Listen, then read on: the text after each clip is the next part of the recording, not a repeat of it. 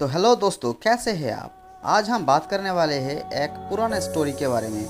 और इस स्टोरी का हीरो है सिराजुद्दौला और इसका खलनायक है मीर जाफर। तो चलिए शुरू करते हैं। सिराजुद्दौला वो शख्स जिसके बर्बाद हत्या के बाद भारत में हुआ अंग्रेजों का एक शत्रु राज।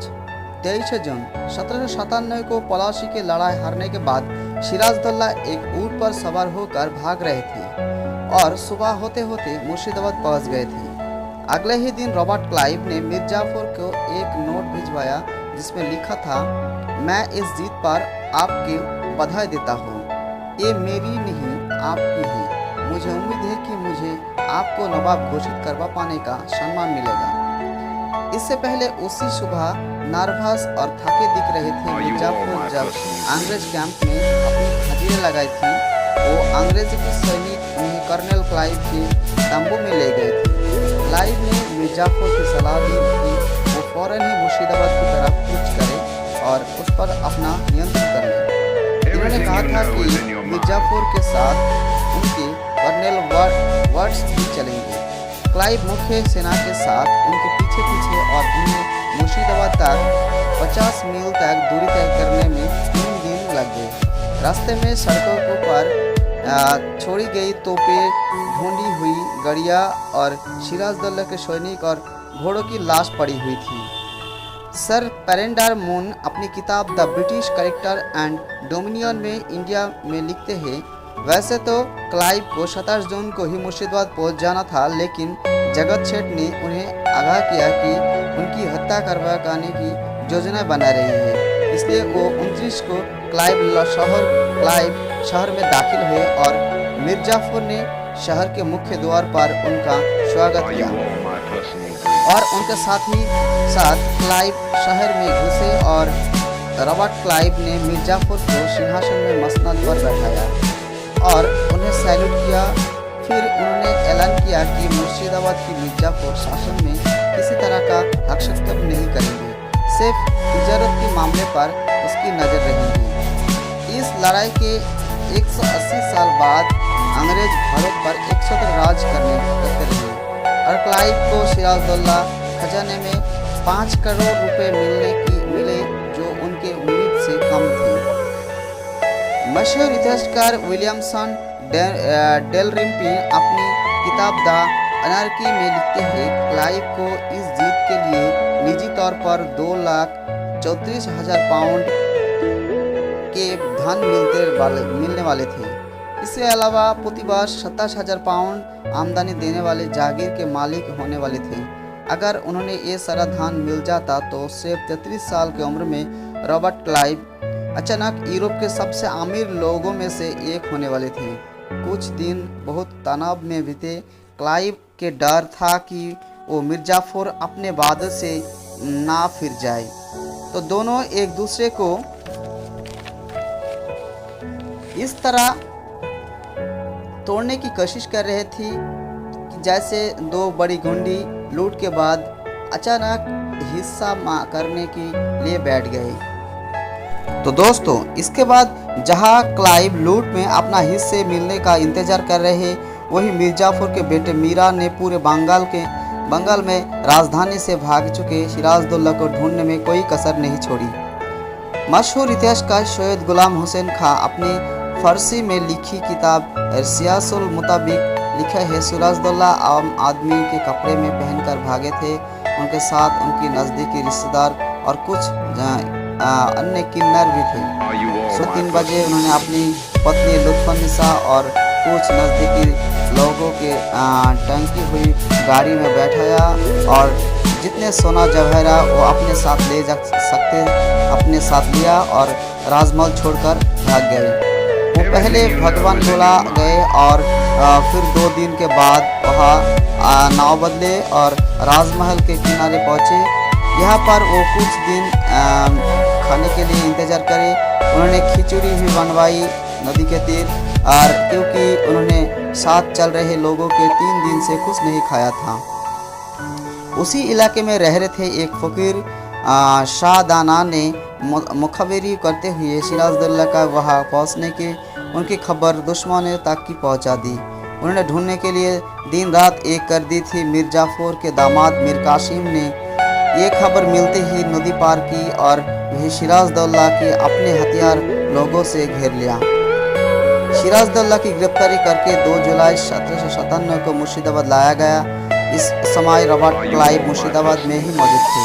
उन्होंने पहुंचने से पहले ही फोर्ट एलिया में हथियार के पत्र लिख चुके थे। इस पत्र में उन्होंने लिखा कि मुझे उम्मीद है कि मीर जाफर गद्दी से हटाए गए नवाब के प्रति वो हर शिष्टाचार दिखाएंगे जो इन परिस्थितियों में संभव है। इसके 2 दिन बाद उन्होंने एक और फिर पत्र लिखा जिसमें उन्होंने लिखा कि सिराजदौल्ला अब इस दुनिया में नहीं है। मीर जाफर शायद उनको बख्श देते, लेकिन उनके बेटे मीरान ने सोचा कि देश में शांति के लिए सिराजदौल्ला का मरना बहुत जरूरी है। उनको कल सुबह ही खुशबाग में दफना दिया गया। इस बात की तस्दीक करते हुए रॉबर्ट आर ओमस्पीड अपनी किताब में लिखा history of the military transport British national and Hindustan में लिखते हैं, पदयुक्त नवाब को आधी रात उसी महल में मीर जाफर के सामने पेश किया गया जिसमें कुछ दिन पहले वो उस महल में रह रहे थे। सिराज ने मीर जाफर के सामने दंडावत होकर कांपते कांपते अपनी जान की भीख मांगी। इसके बाद सिपाही उनके महल में एक कोने से दूसरे कोने ले गए। इसके बीच मीर जाफर अपने दरबारी के साथ अधिकारी का सलाह परामर्श करने के लिए गए। सिराजदौल्ला के साथ क्या बर्ताव किए गए, उनके पास 3 विकल्प थे। ये मीर जाफर के मुताबिक सिराजदौल्ला को मुर्शिदाबाद में कैद किया जाए या उन्हें बाहर रखा जाए या फिर उन्हें मौत की सजा दी जाए। लेकिन मीर जाफर का 17 साल का बेटा मीरान ने इसके सख्त खिलाफ था। इस मामले में मीर जाफर की अपनी कोई राय नहीं थी। हाल ही में प्रकाशित पुस्तक Plassey the battle trend of Indian history के लेखक सुदीप चक्रवर्ती लिखते हैं, मीरान ने इस अपने पिता से सहमति तौर पर लिया। इसने अपने पिता से कहा कि आप आराम करें, मैं इनका संभाल लूँगा। मीर जाफर इनमें अर्थ ये समझ बैठे कि हिंसा नहीं होगी। उन्होंने देर रात तक चलने वाली दरबार को बर्खास्त किया और अपने शयन कक्ष में सोने चले गए। सैयद गुलाम रसूल खां अपने लिखते हैं, मीरान ने एक साथी मोहम्मद बैग को, जिसका दूसरा नाम लाल मोहम्मद भी था, सिराजदौल्ला को ख़त्म करने के आदेश दिए।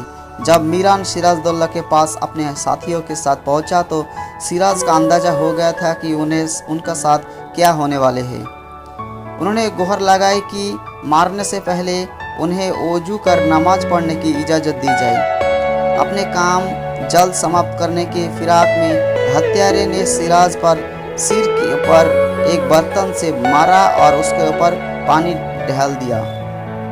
जब सिराजदौल्ला को लगा कि उन्हें ढंग से वजू भी नहीं करने दिया जाएगा तो उन्होंने कहा कि अपनी प्यास बुझाने के लिए मुझे पानी तो पिलाए।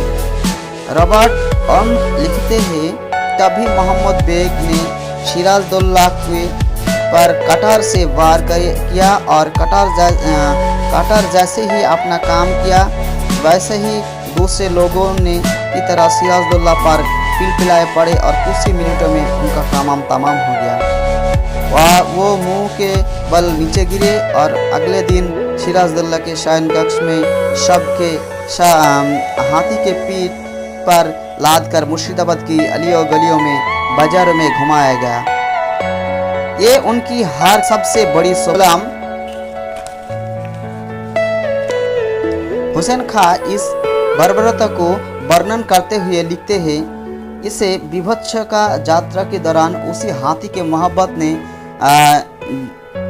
जानबूझकर हुसैन कुली खां के घर के आगे उस हाथी को रोका। 2 साल पहले ही इन्होंने हुसैन कुली खां को सिराजदौल्ला ने हत्या करवा दी थी। यहाँ पर सिराजदौल्ला के मृत शरीर से खून कुछ बूंदें गिरी और स्थान पर भीग गया। उसी समय सिराजुद्दौला की उम्र 25 साल की थी। मीरान की इस क्रूरता पर नहीं झुकी। कुछ दिन बाद उसने अलीवर्दी खां के खानदान को सभी औरतों के भी मरवा दिया। कदम अली ने द मुजफ्फरनामा और द अरम अली में इसमें जिक्र करते हुए लिखा कि करीब 70 मासूम बेगमों की एक नाव में बैठाकर हुगली नदी के बीचों बीच ले जाया गया। वही नाव डुबा दी गई।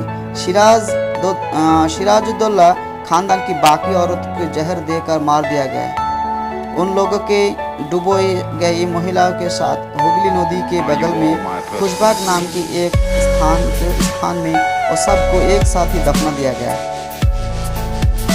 सिर्फ एक महिला की जान बख्श दी थी उन्होंने। वो महिला थी शिराज की बहुत ही खूबसूरत हसीन पत्नी लुत्फुन्निसा। मीरान और उसके पिता मिर्जाफर दोनों ही उनसे शादी करने के पैगाम भेज दिया। कदम अली लिखते हैं, लुत्फुन्निसा ने उन दोनों की शादी का पैगाम को एक कह के ठुकरा दिया। पहले हाथी के सवार कर चुकी मैं अब गाधे की सवार करने में तो ना रही। पलासी की लड़ाई जीतने के एक साल के अंदर ही मिर्जाफर का जलवा खत्म होने वाला था। कुछ समय पहले ही मिर्जाफर की पुरजोर वकालत करने वाले क्लाइव उन्हें द वर्ल्ड फूल यानी बुढ़ा बेवकूफ़ और उनके बेटे मीरान को द वर्थलेस यंग डॉग यानी बेकार कुत्ता कहने लगे थे। आलोक, अक्षमता और अफीम में मिर्जाफर की पूरी तरह से बदल दिया था। 11 नवंबर 1798 को क्लाइव ने जॉन पेन को पत्र लिखकर ये कहा था कि जिस शख्स को हमने गद्दी पर बैठाया वो अहंकारी, लालची और बात बात पर गाली देने वाला बन चुका है। उसके इस व्यवहार से वो अपनी जनता के दिलों से भी दूर होते जा रहा है। क्लाइव ने इंग्लैंड लौटने से पहले ही तक मिर्जाफर अपनी सेना की तरह 13 महीने का बेकार वेतन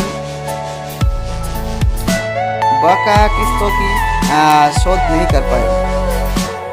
वेतन ना मिलने की वजह से उन्हें सैनिक भी बगावत मूड में आ गए थे। सर बरेंडर अपनी किताब द वारिंग ईस्ट इंडिया में लिखते हैं, मीर जाफर के सैनिक के घोड़े हड्डियों की ढांचा मात्र रह गए थे।